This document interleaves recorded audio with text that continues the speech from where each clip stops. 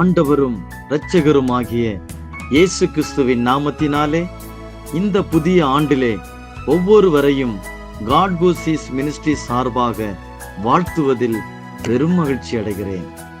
தேவனாகிய கர்த்தர் அவருடைய வார்த்தையின்படியே இதுவரைக்கும் நடத்தியிருக்கிறார். கடந்த ஆண்டிலே நாம் கடந்து வந்த எல்லாவித துக்கங்களிலிருந்தும், எல்லா விதமான சூழ்நிலைகளிலிருந்தும், நெருக்கங்களிலிருந்தும், பிரச்சனைகளிலிருந்தும் தேவனாகிய கர்த்தர் உங்களை இந்த வருடத்திலே விடுதலையாக்கி உங்களையும் உங்கள் குடும்பங்களையும் தப்புவிக்க போகிறார். விசுவாசிக்கிற தேவ பிள்ளைகள் நிச்சயமாக காணப்போகிறீர்கள். தேவனாகிய கர்த்தர் ஒருபோதும் மறக்கிறவர் அல்ல, கைவிடுகிறவரும் அல்ல. இதுவரைக்கும் நடத்தின தேவன் இனியும் உங்களையும் உங்கள் குடும்பங்களையும் நடத்துவார். கடந்த ஆண்டிலே நம்முடைய சூழ்நிலைகள் வித்தியாசமாக இருந்திருக்கலாம். அது நிமித்தம் மிகுந்த பாரத்தோடும் நெருக்கப்பட்டும் இருந்திருக்கலாம். இந்த ஆண்டிலே தேவனாகிய கர்த்தர் சகலவற்றையும் நன்மையாக மாற்றுவார். விசுவாசத்தோடு புதிய ஆண்டிலே பிரவேசிப்போம். தேவனாகிய கர்த்தர் உங்களையும் உங்கள் குடும்பங்களையும் ஆசீர்வதிப்பாராக. ஆமென்.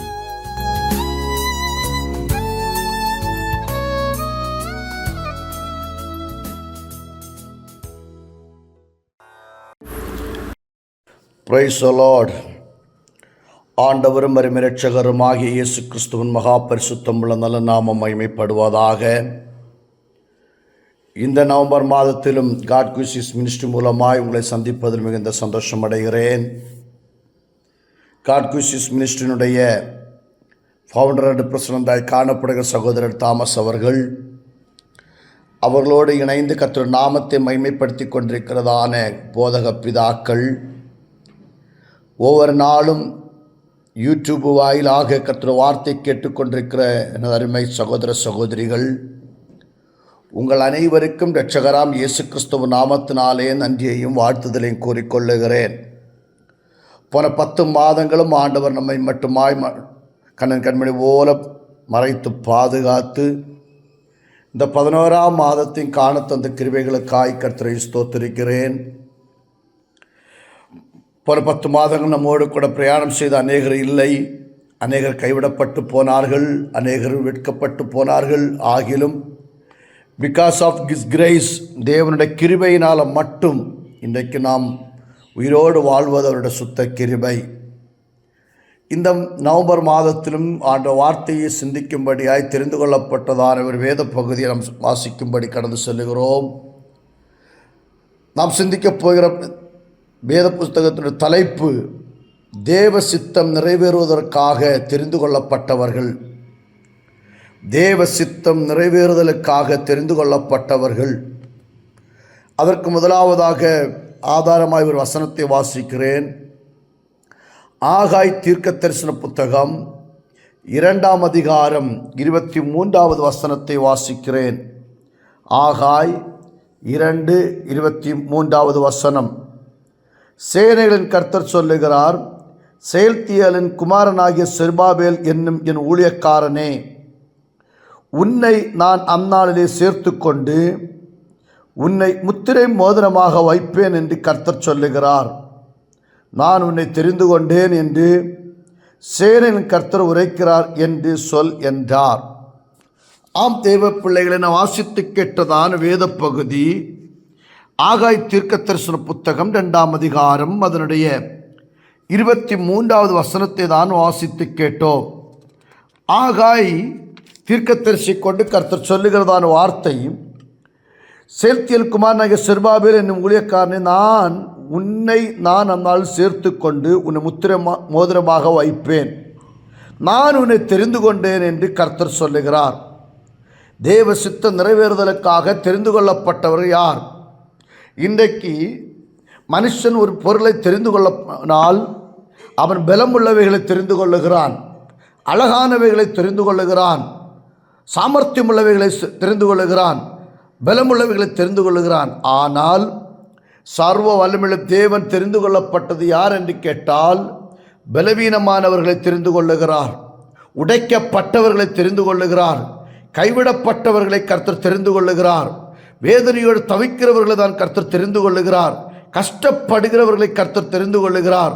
உபத்திரவப்படுகிறவர்களை கர்த்தர் தெரிந்து கொண்டு ஆண்டவர் அவர்களை அழகுபடுத்தி மேன்மைப்படுத்தி உயர்த்தி வைக்கிறவராய் காணப்படுகிறோம்.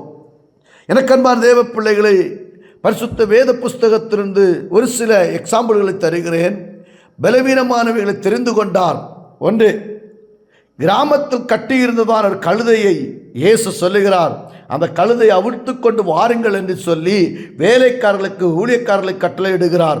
பலவீனமான அந்த கழுதை யாருக்கும் வேண்டாம். அந்த காலகட்டத்திலே யூதர்கள் நடுவிலே கழுதை என்று சொன்னால் புறக்கணிக்கப்பட்ட ஒரு மிருகம்.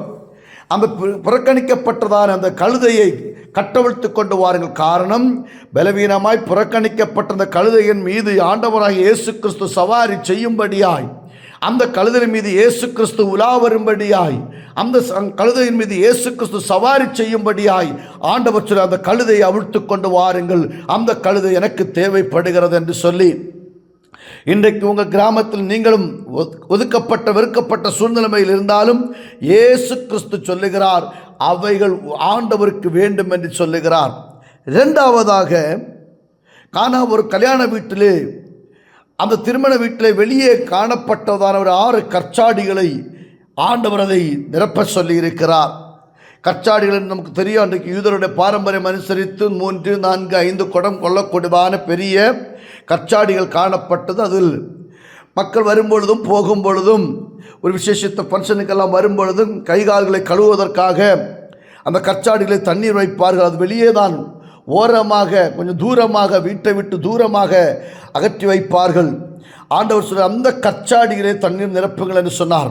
எனக்கு அன்பான தெய்வ பிள்ளைகளே, உங்களோட உற்றார் உறவினர்கள், உங்கள் பெற்றோர் அல்லது நீங்கள் பெற்ற பிள்ளைகள் உங்களை ஒதுக்கி ஓரங்கட்டி வைக்கலாம். இயேசு சொல்கிறார், அந்த கற்சாடிகளை கொண்டு வாருங்கள். இயேசு கிறிஸ்து அந்த கற்சாடியை ஆசீர்வதிக்க விரும்புகிறார். வெளியே காணப்பட்ட கற்சாடியை இன்னைக்கு உள்ளே கொண்டு வர விரும்புகிறார். உடைக்கப்பட்ட சூழ்நிலைமையிலே காற்றும் மழையும் வெயிலும் கொண்டு தூரமாய் வெளியே காணப்பட உன்னுடைய நிலைமையை மாற்றி அமைக்க என் இயேசு கிறிஸ்துவால் முடியும் என்பதை இந்த வசனத்தின் மூலமாக நான் உங்களுக்கு பிரசங்கம் பண்ணுகிறேன். அன்பான தேவ பிள்ளைகளே, வெளியே காணப்படுகிற கற்சாடியை இயேசு கிறிஸ்து தேர்ந்தெடுத்தார். மூன்றாவதாக பரிசுத்த பைபிள் வாசிக்கும் ஒரு பிறவி குருடன் பிறக்கும் பொழுதே கண் பார்வை இல்லாதவனாய், தாயார் யாரு, தகப்பனார் யாரு, உடன் பிறந்தவர்கள் யார், வீட்டில் என்னெல்லாம் பொருட்கள் இருக்கிறது என்று சொல்லி அவர்கள் தெரியாதபடி ஒரு பிறவிக்குடன் காணப்பட்டான். அந்த பலவீனமானவன், கண் தெரியாதவரை ஆண்டவராக இயேசு கிறிஸ்து தெரிந்தெடுத்து அவன் வாழ்க்கையிலே ஒரு மறுவாழ்வை கொடுத்து, ஒரு மறுபிறவியை கொடுத்து, ஒரு மறுவாழ்வை கொடுத்து, அவனுக்கு ஒரு பார்வையை கர்த்தர் கொடுத்து தேசத்தில் அவனை சிறந்திருக்க பண்ணுகிறார். இன்றைக்கும் நமக்கு முன்பாக சில பாதைகள் அடைக்கப்பட்டிருக்கலாம். இன்னைக்கு மனுஷனுக்கு முன்பாக ஒரு குருடனைப் போல தப்பி போனவர்களைப் போல காணப்படலாம். எனக்கு அன்பான தேவ பிள்ளைகளே, இயேசுவை நம்புங்கள். உங்கள் வாழ்க்கையில் ஒரு அற்புதம் இந்த நாட்கள் நடப்பதாக. நான்காவதாக, வழியருகே பிச்சை எடுத்துக்கொண்டிருந்த ஒரு குருடன், அலங்காரமான வாசலிலே அலங்கோலமாய் காணப்பட்ட ஒரு மனுஷன் பிச்சை எடுத்துக்கொண்டிருந்ததான குருடனை பார்த்தும் இயேசு சொல்லுகிறார், அந்த போர்வை மாற்றி, பாரம்பரிய போர்வை மாற்றி அவன் இயேசுவுக்கு பின்னே சென்றான். அவன் வாழ்க்கையிலே பிச்சை எடுத்துக்கொண்டிருந்தான். ஐயா, ஏதாவது எனக்கு கொடுங்கள், எனக்கு வாழ முடியவில்லை, ஐயா எனக்கு ஏதாவது உதவி செய்யுங்கள், எனக்கு சாப்பிட வழி இல்லை, என் பிள்ளைகளை காப்பாற்ற முடியவில்லை, என் குடும்பத்தை காப்பாற்ற முடியவில்லை என்று பிச்சை எடுத்துக்கொண்ட அந்த குருடனுடைய வாழ்க்கையிலும் அதோ அந்த பகுதியாக 2 ஊழியக்காரர்கள் வருகிறார்கள். அவர்களிடத்திலும் கேட்கிறார்கள், ஐயா எனக்கு ஏதாவது பிச்சை கொடுங்கள், தர்மம் செய்யுங்கள். அப்பொழுது அந்த ஊழியக்காரர்களுக்குள்ள இருந்த அபிஷேகத்தின் வல்லமையினாலே அவர்கள் சொன்னார்கள், பொன்னும் வெள்ளியும் எங்களிடத்தில் இல்லை, எங்களிடத்தில் உள்ளது நான் உங்களுக்கு கொடுக்கிறேன், நாசனாகிய இயேசுவின் நாமத்தில் நட என்று சொன்னார். அப்படி அந்த இடத்தில் அற்புதம் நடந்தது. இன்னைக்கு தேவ பிள்ளைகளே, உங்கள் வாழ்க்கையில் ஆண்டவர் உங்களை ஒரு அற்புதமாக்க மாற்றும்படி என் இயேசு அப்பாவால் முடியும் என்பதை இந்த வசனத்தின் மூலமாய் சொல்லுகிறேன். ஐந்தாவதாக, மரித்து போன ஒரு வாலிபன், அந்த ஒரே தாய்க்கு ஒரே பிள்ளையாய் காணப்பட்டான். தகப்பன் இல்லாத பிள்ளை, விதவையினுடைய மகன் மரித்து போனான். அந்த தாய்க்கு ஒரே எண்ணம், என்னுடைய பிள்ளை வளருவான், அவன் எனக்கு நல்ல வீடு கட்டி தருவான், அவன் எனக்கு நல்ல ஆகாரங்களை தருவான், எனக்கு நல்ல வஸ்திரங்களை வாங்கி தருவான் என்று நினைத்தார்கள். ஆனால் அவருடைய நம்பிக்கை மற்று போய் புருஷனும் போய்விட்டார், பிள்ளையும் என்னை விட்டு போய்விட்டது, நான் இனி எதற்கு வாழ்ந்து இருக்கிறதான கேள்விக்குறியோடு காணப்பட்டதான அந்த மகளுக்கு இயேசு கிறிஸ்து அந்த பாதை வழியாக வருகிறார். இந்த பிள்ளையை அடக்கம் பண்ண கொண்டு போகிற நேரத்தில் இயேசுவும் அந்த பாதை வழியாக வரும்பொழுது அந்த கூட்டத்தின் நடுவில் கண்ணீர் மல்கிக் கொண்டிருக்கிறதான ஒரு சகோதரியுடைய கண்ணீரை கண்டு அந்த பிள்ளையை அந்த தாய்க்கு உயிரோடு கொடுத்தார். இன்றைக்கு வாழ்க்கையை நினைத்து கண்ணீர் சிந்தி வேதனைப்பட்டு துயரப்பட்டு துக்கப்பட்டு கஷ்டப்பட்டு கொண்டிருக்கிற அன்புக்குரிய சகோதர சகோதரிகளே, உங்கள் கண்ணீரை துடைக்க மனுஷனால் முடியாது. உங்கள் கண்ணீரை துடைக்க ஆண்டவராக இயேசு கிறிஸ்துவால் மட்டும்தான் முடியும் என்பதை இந்த வசனத்தின் மூலமாய் நான் உங்களுக்கு சொல்லுகிறேன். அப்பொழுது பலவீனமான அநேக காரியங்கள் பைபிளில் சொல்ல முடியும். பெரும்பாலுள்ள ஸ்திரீ நிமிரக்கூடாது, கூனி சப்பானி, இப்படிப்பட்ட அநேக காரியங்கள் சொல்ல முடியும். ஆனால் தேவ சித்தம் நிறைவேறுவதற்காக ஆண்டவர் தெரிந்து கொள்ளப்பட்டது பலம் உள்ளவைகள் அல்ல, பலவீனமானவைகளை இயேசு தெரிந்தெடுத்தார். நீங்கள் எந்த சூழ்நிலைமையில் பலவீனத்தோடு காணப்பட்டாலும் இயேசுவை நம்புங்கள், உங்கள் வாழ்க்கையில் சீக்கிரத்தில் ஒரு அற்புதம் நடக்கப் போவதாக. நக்கன்மான் தேவ பிள்ளைகளை, யோவான் சுவிசேஷம் 15ஆம் அதிகாரம் 16ஆம் வசனத்தில் வாசிக்கும் பொழுது, நீங்கள் என்னை தெரிந்து கொள்ளவில்லை, நான் உங்களை தெரிந்து கொண்டேன். நாம் யாருக்கு தேவையில்லாமல் இருக்கும் பொழுது இயேசு கிறிஸ்து நம்மை தேடி வந்து நம்மை தெரிந்தெடுத்தவருடைய சித்தத்தை நம்முடைய வாழ்க்கையில் நிறைவேற்றினார். அப்போஸ்தலனாகிய பவுலுடைய வாழ்க்கையில் பார்க்கும்பொழுது அப்போஸ்தலர் நடவடிக்கைகள் 9ஆம் அதிகாரம் 15ஆம் வசனம் அப்போஸ்தலனாகிய பவுலை பற்றி சொல்கிறார். நான் தெரிந்து கொண்ட பாத்திரம் தான் இந்த மனுஷன். அவன் எப்படிப்பட்டவனாய் இருந்தாலும் நான் தெரிந்து கொண்ட பாத்திரம். இந்த பாத்திரத்தை தேவன் கனம் பண்ண, இந்த பாத்திரத்தை தேவன் தேசத்தில் உயர்த்தி வைக்க, இந்த தேசத்தில் ஒரு காலத்தில் கொடூர மனுஷனாய் காணப்பட்ட அந்த மனுஷனை ஆண்டவர் இன்றைக்கு அற்புத சின்னமாய் மாற்றி வைத்திருக்கிறார். கேள்விக்குறியாய் இருக்கிற வாழ்க்கையை ஆச்சரியக்குறியாய் மாற்ற சர்வ வல்லமையுள்ள இயேசு கிறிஸ்து நாமத்தினால் சம்பவிப்பதாக. எனக்கு அன்பான தேவ பிள்ளைகளே, இந்த யூடியூப் வாயிலாக கர்த்தர் வார்த்தை கேட்கிற தெய்வ மக்களே, என்னோட வாழ்க்கை என்னவாய் மாறும் என்று சொல்லி யோசித்துக் கொண்டிருக்கிறீர்களா? தேவ சித்தம் நிறைவேறுவதற்கு நாட்கள் நெருங்கிக் கொண்டே இருக்கிறது. அந்த இயேசுவை எந்த காரணத்தினால் விட்டுவிடாதீங்க. இயேசுவே என்னுடைய தஞ்சம், இயேசுவே என்னுடைய இரட்சகர், இயேசுவே என்னுடைய அடைக்கலம், இயேசுவே என்னுடைய அன்பு, இயேசுவே என்னுடைய உறவிடம். அந்த இயேசுவை நோக்கி பார்க்கும்படி உடைந்து போன பாத்திரங்களே, வெறுக்கப்பட்ட பாத்திரங்களே, தூர வீசப்பட்ட பாத்திரங்களை இயேசு உன்னை எடுத்து அழகு பார்க்க விரும்புகிறார். அந்த இயேசுவை நம்பி ஓடிவா. அந்த இயேசுவின் மேல் நம்பிக்கையாயிரு. அருகாமையில் உள்ள திருச்சபையில் போங்க, தேவனை போய் ஆராதிங்க, இயேசுவின் வார்த்தை கீழ்ப்படிங்க. இம்மையிலும் மறுமையிலும் உங்களுக்கு ஒரு வாழ்க்கை உண்டு. மரணத்துடன் வாழ்க்கை முடிந்து போகவில்லை. மரணத்துக்கு அப்புறமாய் கர்த்தர் உனக்கு ஒரு வாழ்க்கையை வைத்திருக்கிறார். அந்த வாழ்க்கையை பெற்றுக்கொள்ளுங்கள்.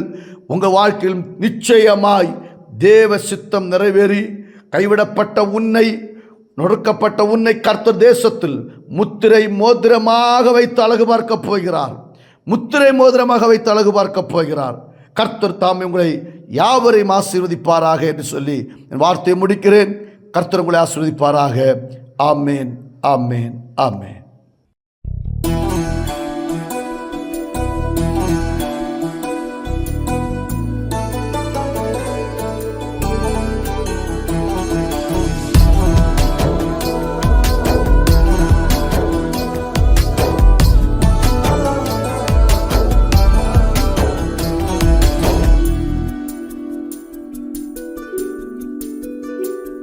என்னை விட்டு கொடுக்காதவர், என்னை நடத்துகின்றவர், என்னை பாதுகாப்பவர், என் நேசர் நீரே.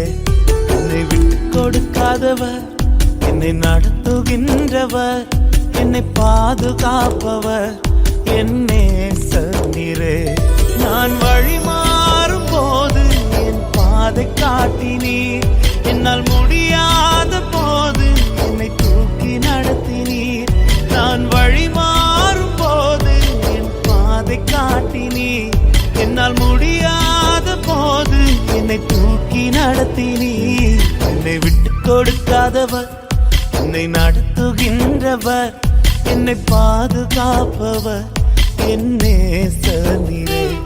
என்னை விட்டு கொடுக்காதவர், என்னை நடத்துகின்றவர், என்னை பாதுகாப்பவர், என் நேசர் நீரே.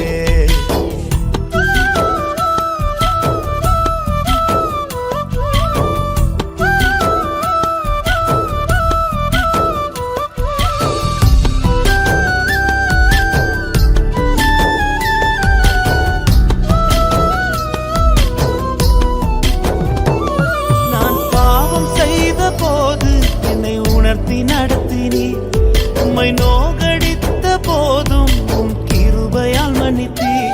நான் பாவம் செய்த போது என்னை உணர்த்தி நடத்தினீ உம்மை நோகடித்த போதும் உம் கிருபையால் மன்னித்தீ.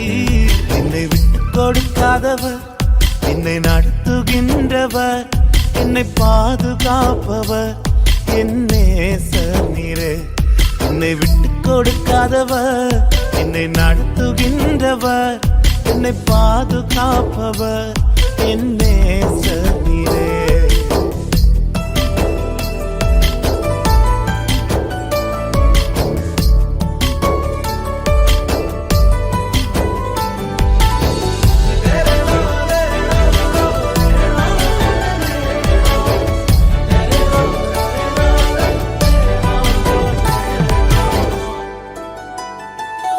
நான் தலை குனிந்த போது என்னோடு கூட வந்தீர். நான் குனிந்த இடத்திலே எந்த தலையை உயர்த்தினீர். நான் தலை குனிந்த போது என்னோடு கூட வந்தீர். நான் குனிந்த இடத்திலே எந்த தலையை உயர்த்தினீர். என்னை விட்டு கொடுக்காதவர், என்னை நடத்துகின்றவர், என்னை பாதுகாப்பவர், என் நேசர் நீரே. என்னை விட்டு கொடுக்காதவர், என்னை நடத்துகின்றவர், என்னை பாதுகாப்பவர், என் நேசர் நீரே.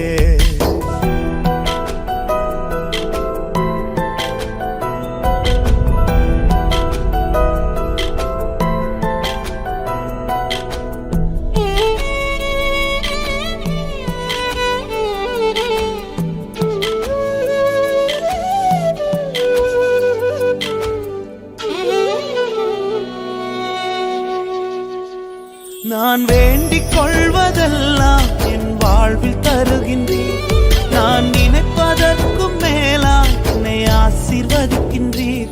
நான் வேண்டிக் கொள்வதெல்லாம் என் வாழ்வில் தருகின்றீர். நான் நினைப்பதற்கும் மேலாம் என்னை ஆசீர்வதிக்கின்றீர். என்னை விட்டு கொடுக்காதவர், என்னை நடத்துகின்றவர், என்னை பாதுகாப்பவர், என் நேசர் நீரே. என்னை விட்டு கொடுக்காதவர், என்னை நடத்துகின்றவர், என்னை பாதுகாப்பவர், என் நேசர் நீரே.